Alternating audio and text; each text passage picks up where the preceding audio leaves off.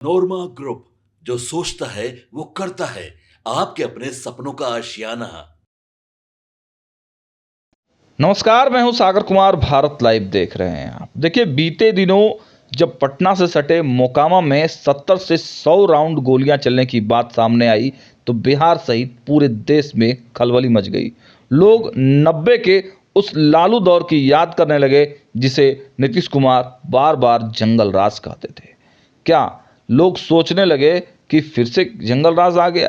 क्या फिर से बिहार की राजधानी के बगल में इस प्रकार का गुंडा राज? क्या नीतीश सरकार का इकबाल खत्म हो गया?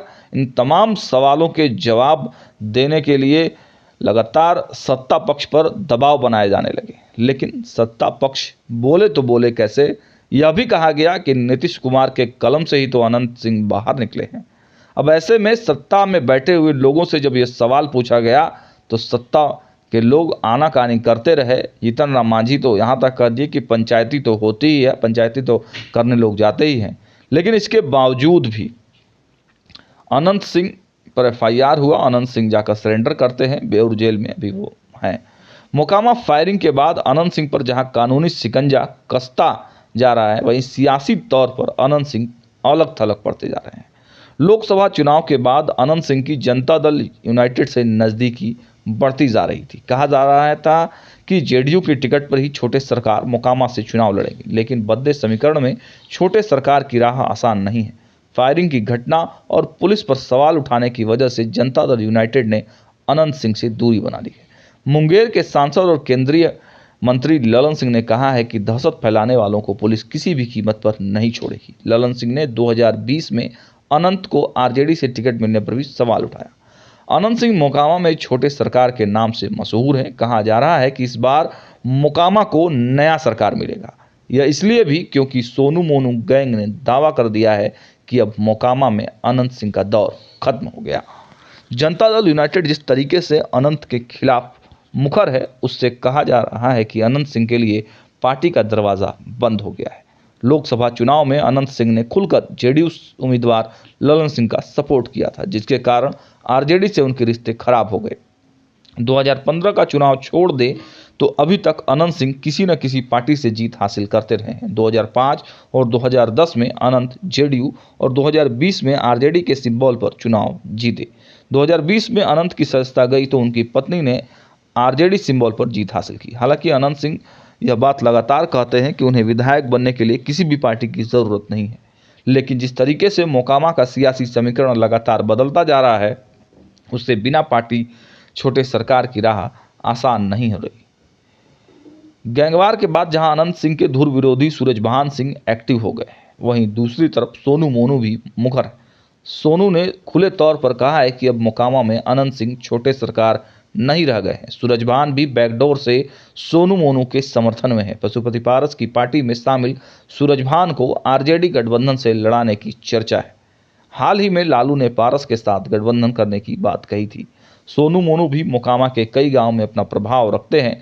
ऐसे में सूरजभान के साथ अगर दोनों का मेल होता है तो अनंत का खेल भी हो सकता है।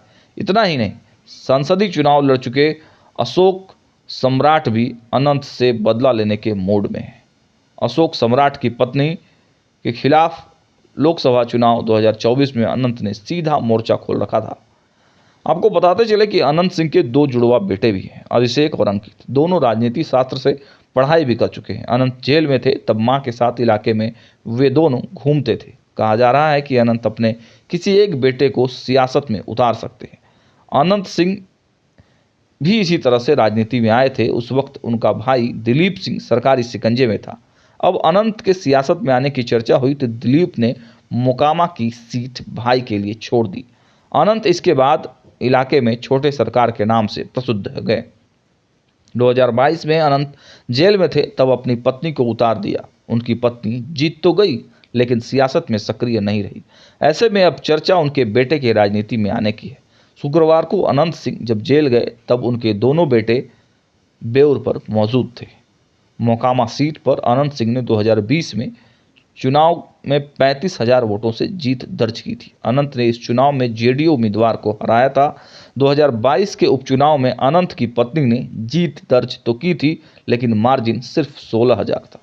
2024 के लोकसभा चुनाव में अनंत के समर्थन के बावजूद जेडीयू उम्मीदवार ललन सिंह मोकामा में पिछड़ गए। आरजेडी उम्मीदवार ने यहां से 1100 वोटों की बढ़त हासिल की। अब देखने वाली बात यह होगी कि क्या मोकामा को कोई नया सरकार मिलने वाला है या फिर जिसकी बादशाहत शुरू से कायम थी वही बादशाहत बनी रहेगी। फिलहाल इस वीडियो में इतना ही। देखते रहिए भारत लाइव। बहुत बहुत धन्यवाद। आपके सपनों को हमने सजाया है, ई होम्स पैनोरामा को हमने बनाया है। ई होम्स मेरा एक सपना था जिस पे मैं पिछले 4 साल से काम कर रहा था। हमने जो बनाया है वो सबने है माना। ई होम्स पैनोरामा में हो आपका भी आशियाना। और फाइनली हमने 2021 में इस प्रोजेक्ट को लॉन्च किया। बहुत लोग अप्रिशिएट कर रहे हैं कि पूर्णिया जैसे शहर में, बिहार के, एक तो बिहार की बात करें उसमें भी पूर्णिया जैसे छोटे जगह में इस तरह का लाइफस्टाइल देना, ये सुन के हम लोगों को बहुत अच्छा लगता है। ई होम्स में हमने कुछ और भी किया है, जैसे हम जिस जगह में रह रहे हैं हमारे फैमिली सिक्योर हो, उनको सिक्योरिटी का ध्यान में रखा है। आपकी सुविधा और सुरक्षा आपके लिए खास है, ये आपका विश्वास है। इसमें आर्टिफिशियल इंटेलिजेंस का 7 लेयर सिक्योरिटी का हमने इस्तेमाल किया है। लस ग्रीन कैंपस को बनाया है। यदि हमारा बाउंड्री वाल है तो वो वर्टिकल गार्डन है।